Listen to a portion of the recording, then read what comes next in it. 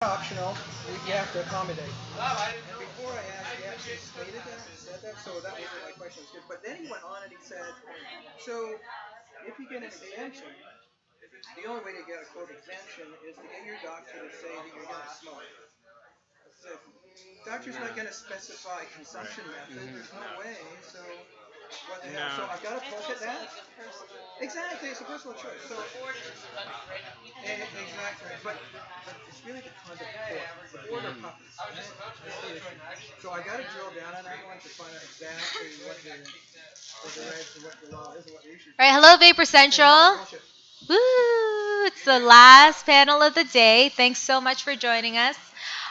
We are wrapping up the Karma Cup speaker series. We have a fantastic panel of speakers, gurus of ganja in their own right, up on stage.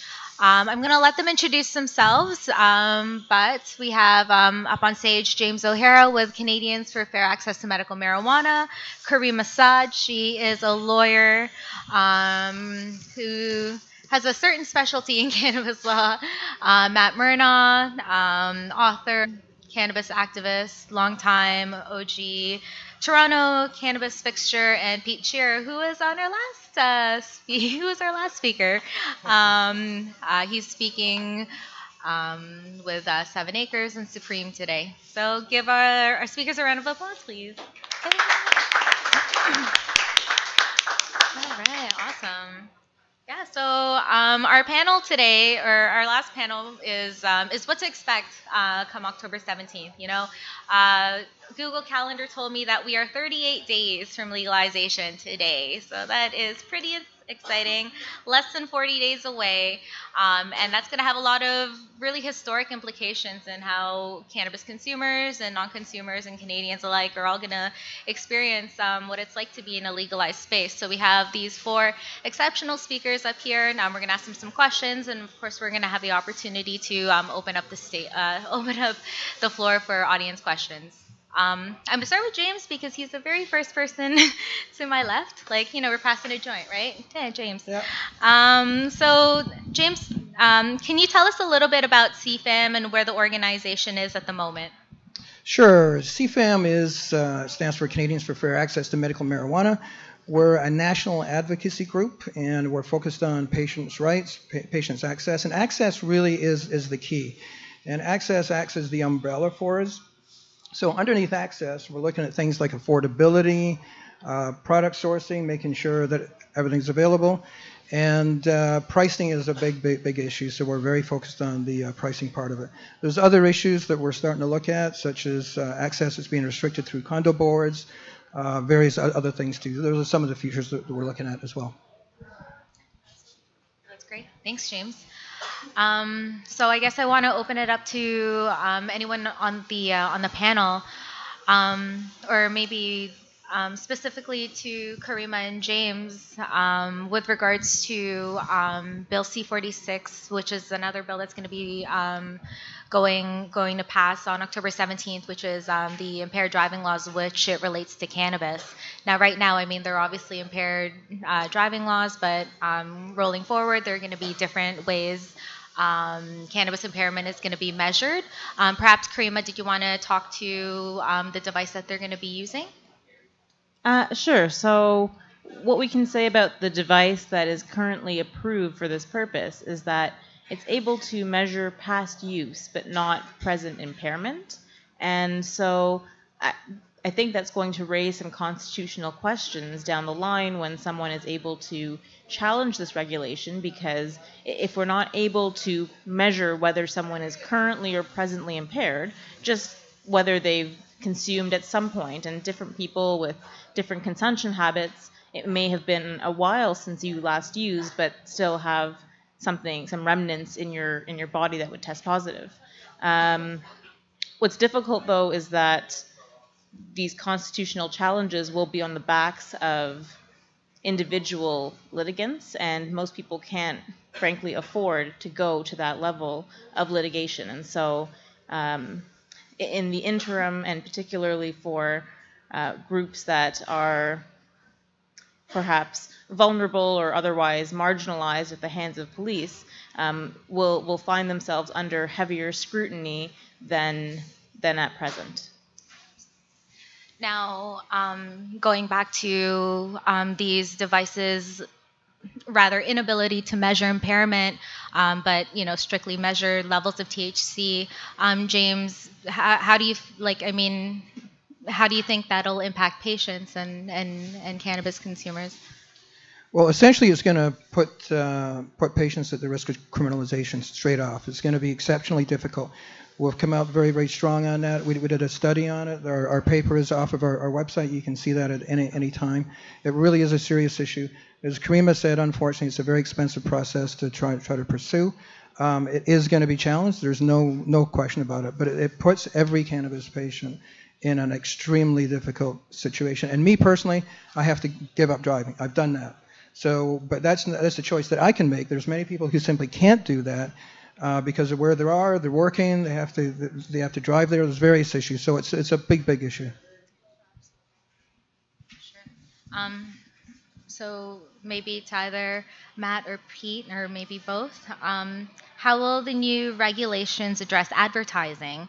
And currently, just across the street, there are advertisements for new licensed producers coming up, and they're all partnered with, different musical celebrities and things like that. Why are so many LPs advertising, and what are the ramifications of breaking the rules within the legal space?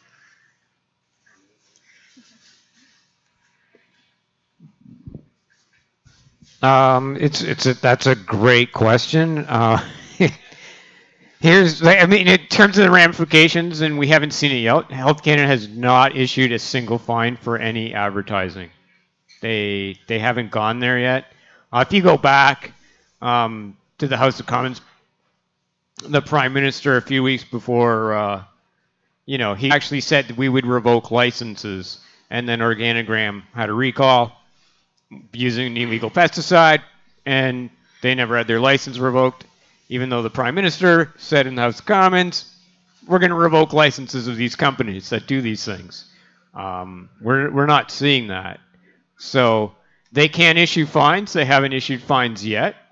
Whether they do in the future, it's yet to be seen. I think they're trying to toe an educational line. That's how they propose themselves. They try and say, you see the tweet out, it says, is it like tasting at a gelato shop? Well, maybe cannabis enthusiasts have those types of questions. Can I go sample by going out there? Like going to the gelato shop with the little spoon? And Tweet's got the answer to that. And I'm glad that they answered that educational question, because I know it was a burning one. Real burning question that cannabis enthusiasts had. As long as it remains educational, I'm sure, when they have the concert series and whatnot, all these concert series, I'm sure that there's education handed out when people... But I guess I'm going to wrap this around a lot of things, as long as it's age-gated. That's the first thing. So if a website is age-gated and it asks if you're 19, you click and you say, hey, I'm 19. It's fascinating here at Vapor Central and all the vapor lounges around is that they're age-gating. Right? So theoretically, vapor lounges under 4 have been paused. There's no regulations around them yet. There'll probably be positive regulations, and they're age gating. So they might be able to be an inroad to actually getting good advertising beyond the, hey, it's got to be educational. And that's where we're at now, as long as they can claim it's educational. But I agree with you. It says no celebrity endorsements. And I'm the guy at work that says, get me a goddamn celebrity, for God's sakes, but it's not going to happen. It's just not going to happen for our brands, right? Because it's illegal. What do you got? Well, I think everyone has seen those billboards, and, arguably, you can't really have consumer-facing advertising in a non-19 plus environment, at least in Ontario. So, I guess, the companies that are putting out billboards and all this, very, consumer-facing advertising, I suppose they're the canaries in the coal mine. We'll see. We'll truly see where that line is. And I'm glad it's them and not us. So yeah. All right, cool. Thanks. Um, yeah. So there have been reports from Health Canada this week, actually, that they have underestimated the cannabis market by 41%. So what will this mean for pricing and availability? And then maybe what will this mean for pricing and availability from the adult use market and maybe from the patient side as well? Well, I think there's also a little bit of an underestimation of how well serviced the 20% of users that consume 80% of the cannabis, how well serviced they are, how established the supply chain is to get amazing cannabis on the informal market.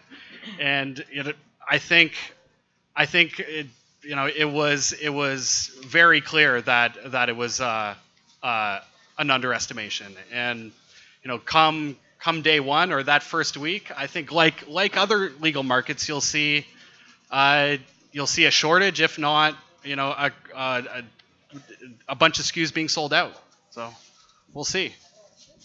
Well, I think you're definitely looking at potential shortages for sure. And the underestimation of the market, I mean, when we talk about market estimations, I always go back to Brian O'Dea, who we did an interview with on the stage up here, and he said he smuggled like 42 tons in one run, and that was in the 90s. Like, just put that in perspective, and that should genuinely tell people where it's at. It's also hard to get any valuable data on any number because it's illegal. Health Canada or Stats Canada calling people on the phone saying, "Did you smoke marijuana? If so, what did you pay for it, and how much did you buy?" It's sometimes met with like, "I'm going to hang up the phone now." So these are things that it's hard to estimate market size. At least with our company, the Kronos Group, we're going to work on establishing ourselves in 4 major provinces, simply because we don't want to stretch ourselves thin. We have a dedicated medical cannabis base, and we're going to really ensure that our medical cannabis patients have that medicine that they require. And by doing so, we've had to figure out what 4 provinces that we want to deal with, simply because we have a large medical cannabis base to work with. We got to make sure these patients have meds. We can't have 0 SKUs for them. But by limiting where we are, we will have SKUs for our patients. We'll have SKUs in 4 provinces, and it'll continue to go from there. And just to follow up on that a little bit, that's one of the more popular questions that we get at CFAM. We get emails, phone calls around that, but a lot of patients exceptionally concerned about supply. And the discussions that I've had so far with quite a number of the LPs seem to be very, very committed to the patient space. And just as Matt says, they understand, and at least they have the history of the numbers. Going into the non-medical side, it's going to be very unpredictable as to what that demand is, but at least there's been quite a lot of run-up in terms of what that medical demand is. So I'm pretty confident that they're actually earmarking and understanding exactly what cannabis patients needs, not only in terms of quantity, but in terms of strain as well. It's a big concern, but as far as I can see so far, the licensed producers have been very good about stepping up to that. And James, I just wanted to, can you talk to us about how I, as a patient, may be able to move my permit or my prescription somewhere else, and how easy that's going to be in the future? Yeah, that's a terrific question. So one of the changes coming in, and there's for medical patients, there's not a lot of change coming in October 17th, but there's quite a few very key ones. And one of them is just that. You're going to be able to move essentially your tie, if you want to call it that, your connection into your licensed producer over to another licensed producer easily just through the transfer of documents, as opposed to before where you had to reapply, reestablish, virtually start from scratch. So that's a very, very welcome choice. The other part. So I just want to sure. one more. So if your licensed producer has 0 SKUs as a medical patient, it'll be a lot easier for you to move, right? Absolutely right. Absolutely correct. Which is exceptionally welcome. That was another one of those big issues that we saw over and over again. And there's sort of like top 5 real patient concerns, and that was always one of them. So we're very, very happy about that. The other parts that change a little bit is that for medical patients, the carry limits and storage limits are going to equal that of non-medical. So there's a little bit of change when it comes to the actual limit part of it, but for all intents and purposes, there's not a lot of change for medical. I think a lot of medical patients have already suffered from limited supply, limited SKUs in their LP inventory in the run up to recreational sales, and it seems as though a lot of LPs may be stockpiling all their inventory and not servicing the demand of their patients, which is it's a pretty bad look, And yeah, I mean at Supreme and 7 Acres in particular, we have a business-to-business model that is medical only. So we're hoping to help supply LPs with with dried flower to help meet their demands for medical cannabis. And by the way, thank you. We really appreciate that. And as you know as well, there's what's happened over the years, right? Patients have gotten a lot better understanding exactly what strain works for them. So I know you're working on strain parts too for them. So it's great. Thanks so much. Little side story. I've been wanting to go to Hawaii for a million years now, but now I'm nervous to do so because I've heard that if I admit to consuming cannabis or working in the cannabis industry at the border, I could be banned for life. Does anybody want to shine some light on exactly what that speaks to? And have you guys traveled to the States lately? Have you had any issues? So cross-border travel is going to be sort of an interesting question come October 17th because we'll have an activity that's perfectly legal on one side of the border, potentially legal in, Oregon or Colorado or wherever you're heading, but the strip of jurisdiction where it's federal U.S., if they ask you if you use or consume cannabis, that could be grounds to refuse your admission to the States.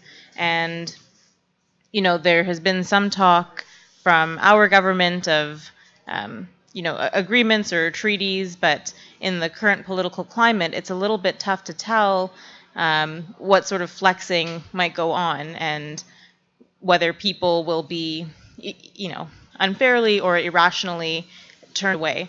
And there's even talks of individuals who may not personally consume but work for a cannabis-related or ancillary industry, and them too facing potential bans. So it is a serious question. The one thing I can say is you have the right to refute or withdraw your request to cross the border if you feel uncomfortable.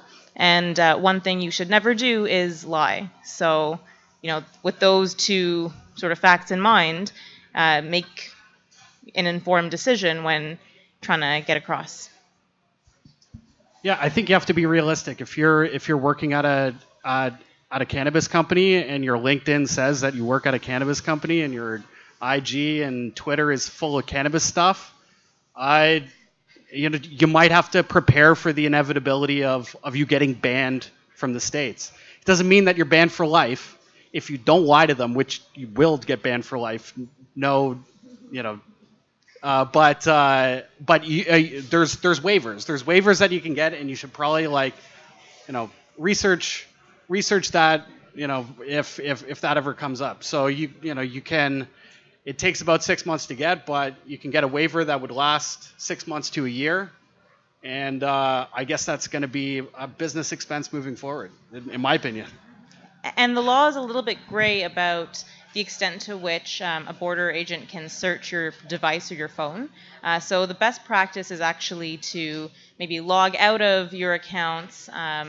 If you have a device that is synced with everything, maybe that's in your luggage, not your carry-on, and you just use a simple flip phone because it's a little bit unclear. And sometimes, yes, they do have the permission to search, and sometimes they don't. And unless you have someone to contact and get that proper advice, best to avoid the problem in the first place.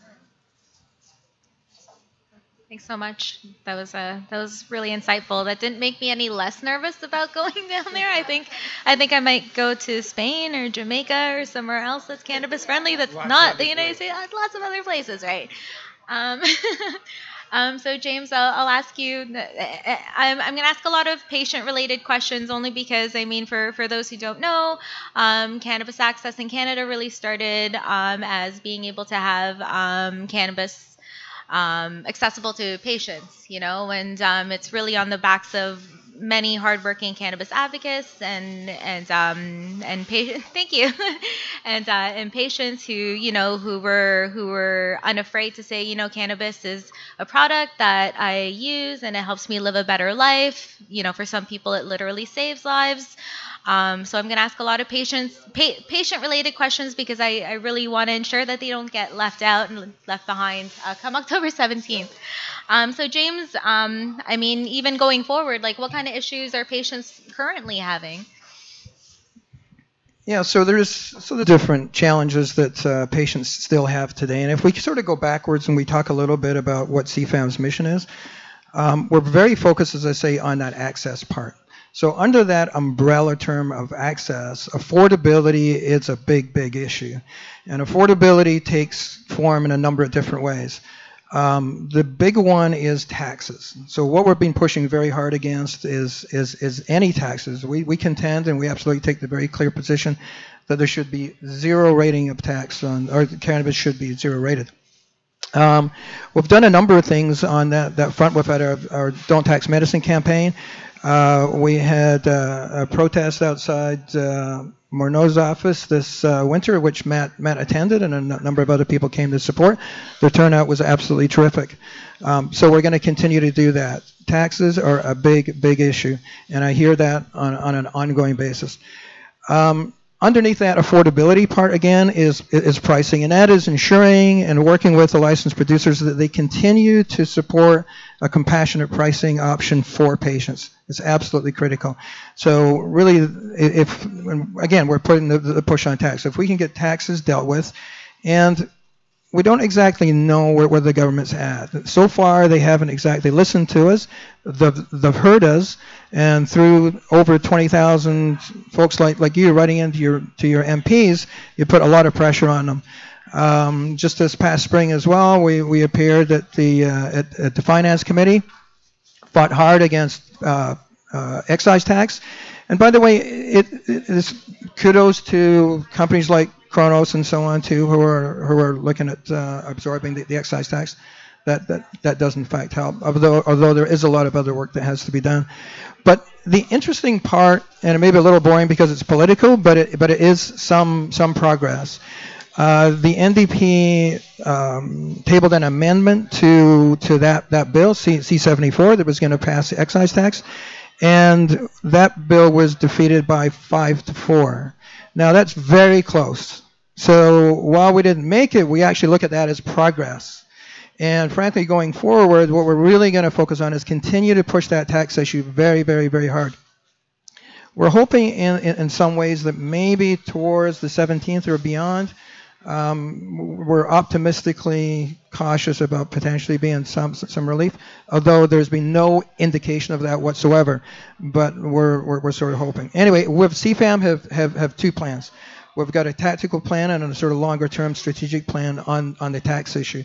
And that is for the next sort of 6 to 8 weeks or so, we're going to push hard on the Don't Tax Medicine campaign, continue to do that. The licensed producers, by the way, have been exceptionally supportive of making sure that the link is on their site and it's easily accessed by patients.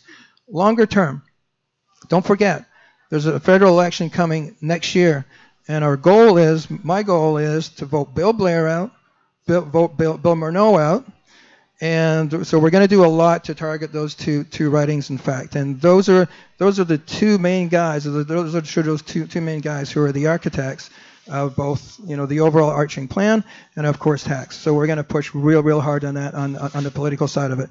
Frankly, what we're also doing in a kind of longer term way is we're building alliances. So the Canadian Nurses Association, for example, OPSU, there's a few other very large organizations who support us on that tax issue. And what we ultimately want to do is as we get closer to that 2019 federal date, is have different conversations with the federal government. So CFAM's pushing it, but look, CFAM's friends are, numbered in the hundreds of thousands, and those are hundreds of thousands of votes against you. So we're really going to push that political side of it very, very clearly, because they haven't really responded yet to the reasonableness part of it. So let's talk politics, which is what they do. Sorry for the long answer. Yeah, no, that's great. I mean, cannabis legalization has its roots in advocacy, right? And that advocacy needs to continue for patients and also for people who, will want to partake in a legal activity come October 17th. With that being said, what I really enjoyed doing in Amsterdam was, smoking a joint and going to the Rijksmuseum. But of course, come October 17th, we won't be able to smoke cannabis outside. The only place we'll really be able to consume it is at home. Now, what does that mean for people who may say have small children at home, or may live in a dorm room, or may live in a senior's home? Does anybody want to speak to that? Let me just talk on one part of that. Sure. But the other thing that we've seen a lot, there's been issues that have sort of kind of always been there, or they've been going on for the past year. But there's a number of new issues that have cropped up, and I'll just talk to one of them, and that is the demographics of Canada and a lot of the demographics of the Western nations are changing significantly. It's going to become a much more older demo. And one of the things that we've been hearing a lot about is the long-term care facilities that a lot of folks are going into, patients are going into that have a tremendous relief from cannabis, that they're running into challenges when they ask the nurses to administer cannabis. So it's a real issue. So we don't quite know what all the different issues are yet, but that's one of the futures that we're going to look at. And the real crazy part about this is they have no issues at all stuffing you full of perks or opioids or whatever else, but they struggle over medical cannabis. We don't really get it, but we're going to get to the bottom of it.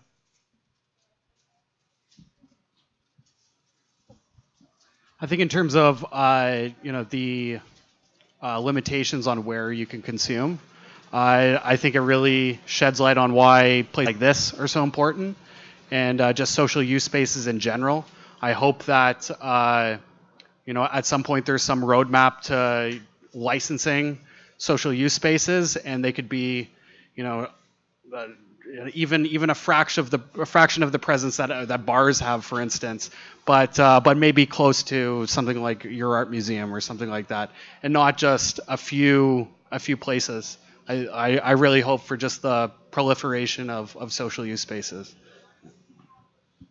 And one thing in a city like Toronto, especially, where there are many, many renters and condos, we're going to have sort of two sets of people, homeowners who can consume comfortably in the privacy of their home, and tenants or condo dwellers who may be at the mercy of their landlords or condo boards. So I think that we're going to see some movement in that area come October 17th. There are, concerns about growing and smoking that will emerge, and it really boils down to the reasonable enjoyment of one's own property and then people surrounding you, and balancing those competing interests. So, that'll be an important area to look out for some change. So I'd like to, just for vapor lounges and personal use in here, myself, I'm still very much dedicated to vapor lounges, as people like to know. I've been here since day one. Paul Lewin and I submitted the last round of regulatories in Ontario. Paul and I submitted basically a constitutional challenge, and we told them, if you do this, we are prepared to challenge you in court, as a hobby, something to do, kind of keep ourselves sharp. And we saw the Ford government pause on that, so we were like, guess we won't do that project. And I guess the other thing I have for you is, like, if I get a ticket, I'm out there, I'm smoking a joint with my buddies in a park, and I get this ticket, Like, are there going to be lawyers that'll be like, yeah, that ticket, and if I lose, it's free, and if I win, will it be like ex-copper? Like, do you think that's a possibility? Like, man, I got a fucking weed ticket. I'm going to hire that weed lawyer I saw on late night news, and they're going to take care of it. Is that a possibility? It's like any bylaw offense, right? So I think that is maybe a niche market that will develop, and you'll hear some good jingles. But the enforcement remains to be seen. It's right now a pretty strict law that they've put out as far as where you can and can't consume. And with more people actually partaking and maybe not enough places to do it, we'll see what the enforcement looks like. So I guess on that, I'd just like to continue on this thought is that will we be able to track graphically, say, you know, the people up in Jane Finch area are getting more tickets versus our lovely King Street West condo owners? Are we going to be able to see that type of data come from the police? That's a very, very good question. And I don't know. There are some obligations on police to collect certain stats and information and then disaggregate it so that we can track patterns. And I don't personally know whether that will be the case there, but enforcement already to this point shows very clear disparity, even though usage is similar among different demographics. It's mostly marginalized or racialized people who suffer the brunt of enforcement and criminal sanctions and convictions. So I don't expect that to change. Just to add one thing to that, and I've personally got in to talk about the condo board side of it. I've just very recently gone through that, and we're not sort of all the way through it yet, but I'll tell you what my experience is and what I found out so far. So I'm currently in a smoking condo, so they have to change it from smoking to non-smoking, and they're being very broad-based on it. You know, they're including tobacco, cannabis, and so on.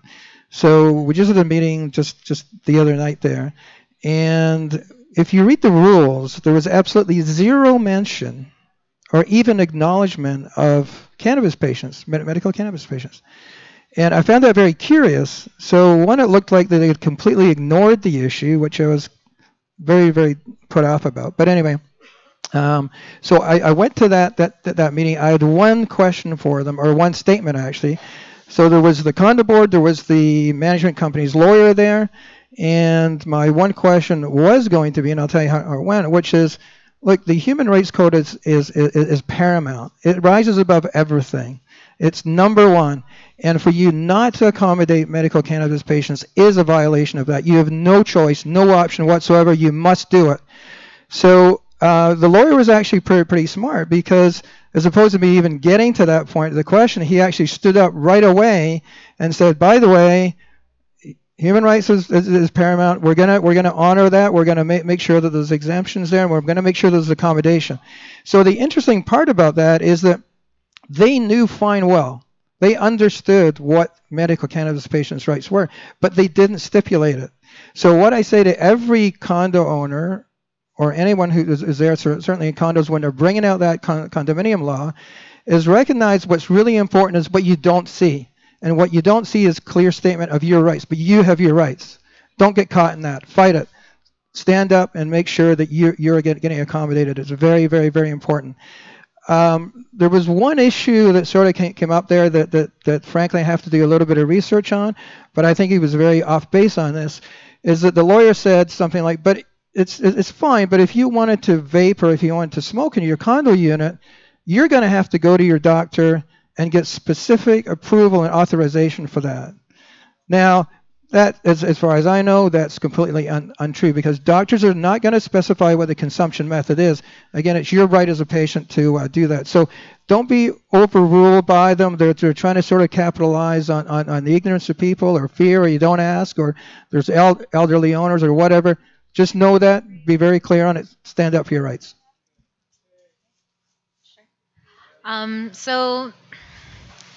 For those who don't know, Normal Canada is the longest running cannabis advocacy group in the world. In Canada, we've been around for 40 years this year. So that's just to give you a background of how long people have been fighting for cannabis legalization, essentially. And these people on stage have been fighting tirelessly, and either in court cases. Matt, if you guys Google Matt Murdoch, you'll see some of the court challenges he's been involved with. He's been instrumental in kind of, especially in Ontario, and of course, Karima's currently fighting for patients and just cannabis consumers alike. We're going to have a lot of legal issues going forward. But with that being said, it's been a long, hard road, but we're finally here. I feel like that's something to attest to. And for those who have been kind of in it for quite some time, like how do you feel? Like, what are you looking forward to legalization?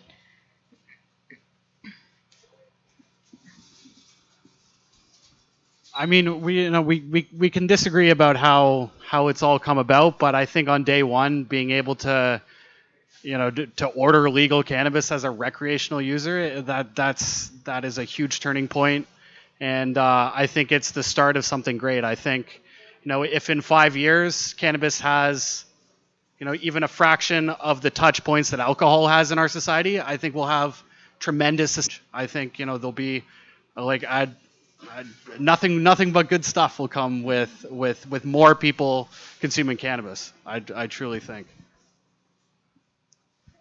I think it's on one hand, it's sort of, I mean, it's legalization 1.0. I think people need to understand that the government doesn't get anything right ever.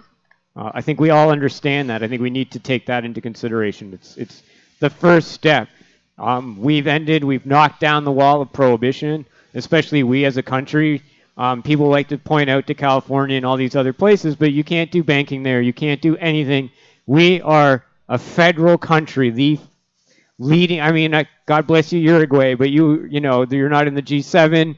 Mexico's following up, right? When they're saying we want to legalize, there'll be a lot of third world countries that are going to give up their drug war because they can point to Canada and say Canada did it first. And it's not perfect.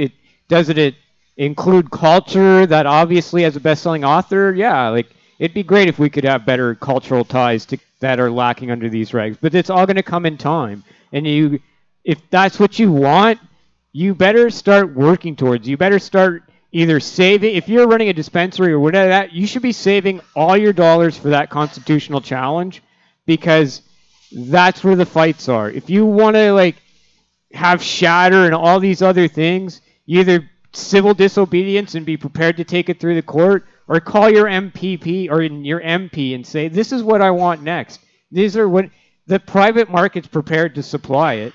And I think there's going to be a lot more producers online. You see that with craft growing.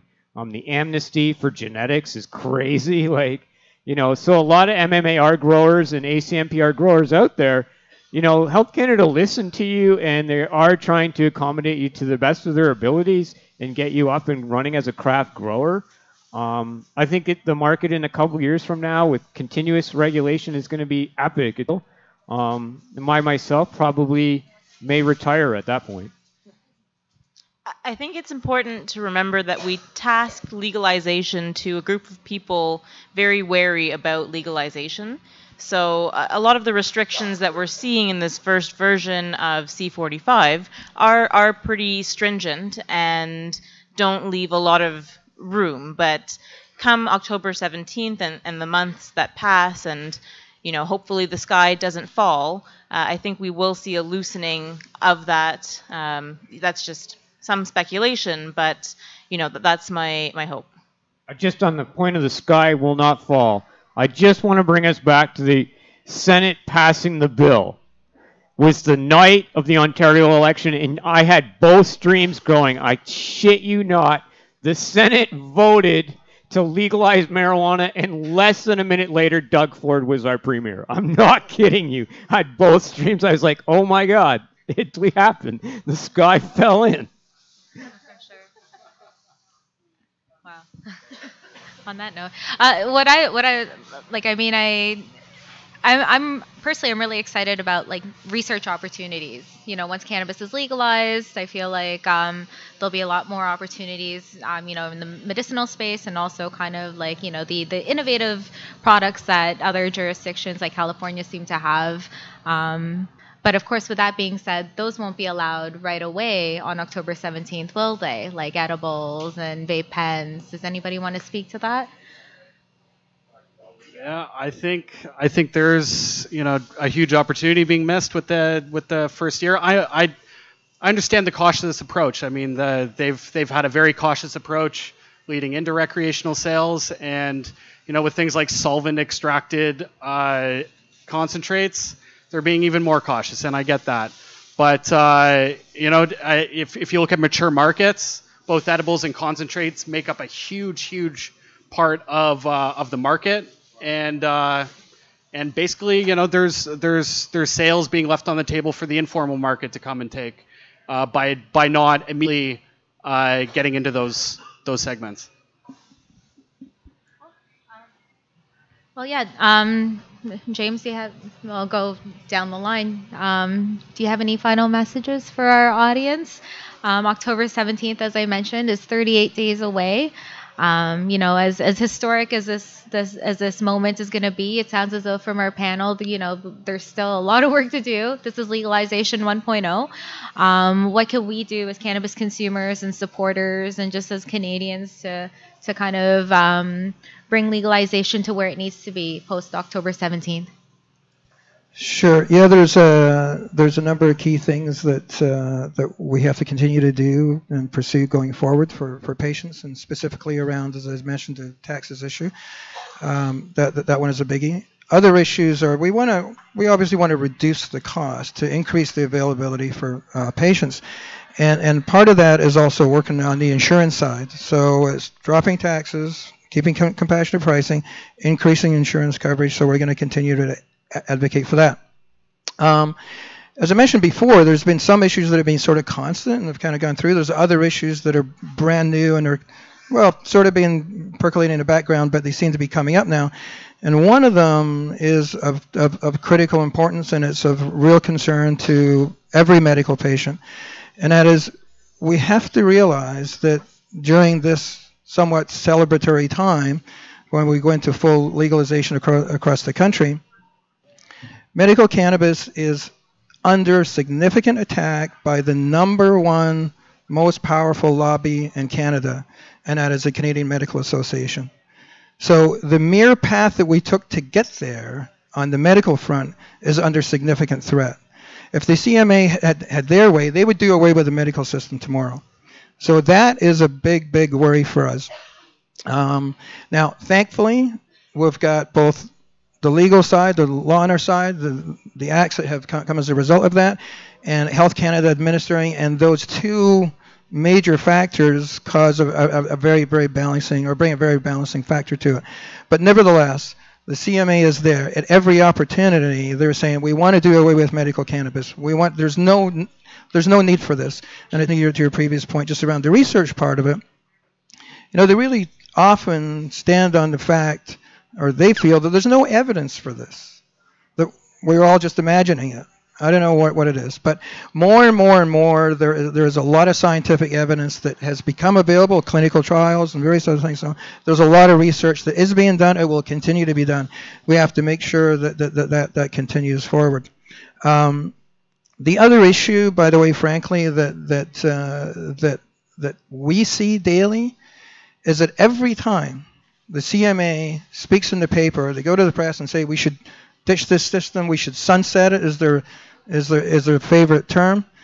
We see a spike in phone calls. We get patients who are already suffering from anxiety today, who, as opposed to turning to some pharma options that they weren't performing on or doing well on, they've turned to medical cannabis, and it's been life-changing and life-saving for them. As soon as the CMA does that, they essentially trigger a lot of those anxiety points or anxiety patients. And yet this is the Medical Association for Canada. So I really struggle with understanding not only why they're doing it. I mean, there's some rationale that they have, but with no knowledge of the impact and the stress that they're putting on patients. It's just incredible. So I think there's a number of different issues there. We have to, number one, quell that noise a bit, even if they do have issues. I think from a pure leadership side, if I was looking at the organization itself, I would find a way of making those points clear, but without creating the fear, without creating the panic. There's no need to do that.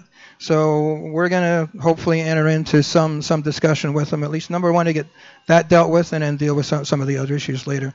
And kind of the final thought on it is from a CFAM point of view, we're a small org. We really punch above our weight.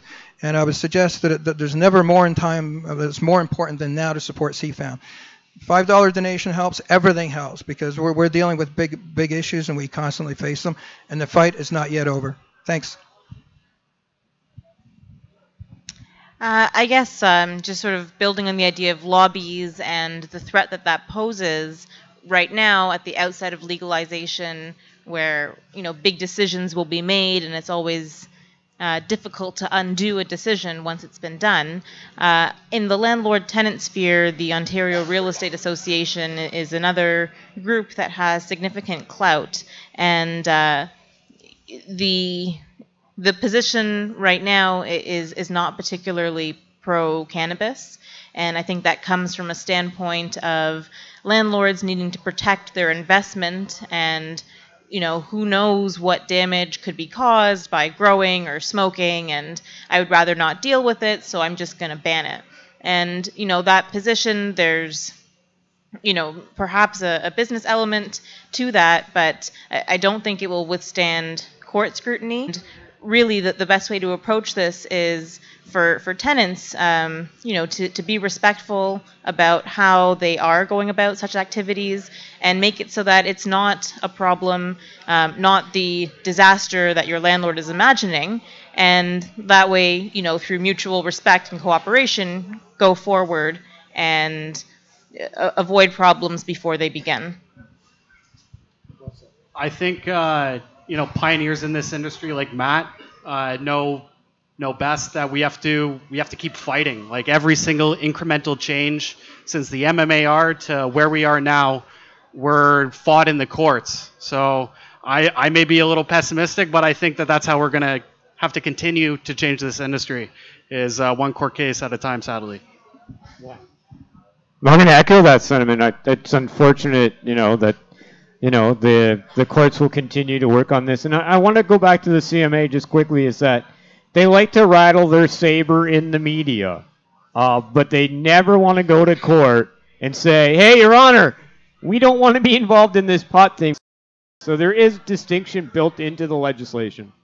So I want to make sure that patients are aware that we're not going anywhere. There's probably going to be even more of us as doctors just get used to us. As they get more regulatory their way. And then, unfortunately, October 17th, Ontarians have to buy it online, which sucks because I was hoping to, literally camp out October 16th. I was going to camp out at that location, and I was going to encourage everyone to camp out with me for the last smoke out. But it's not going to happen. So, guess what? It'd be like Ticketmaster, buying tickets. Everybody at 12:01 is going to be like, yo, buying. And we'll see how well that Ontario system works. And just to add to that a little bit, yeah, and as I mentioned before, Matt is 100% right. There's both the law and Health Canada are with us, and those are two very, very, very powerful orgs. And the other thing is too, Health Canada oftentimes is sort of the unsung heroes, and some of this we can get at them about they're not quite fast enough or whatever, but they're actually standing up and doing the very best that they can, and they do defend the medical cannabis position. The other thing on the CMA, and again, great point, Matt, there are something like 13,000 doctors who have written authorizations today. So the CMA doesn't necessarily speak for everyone, and I don't know if you're sort of up on it, but the way that the CMA work is that they collect dues off of doctors from every single province.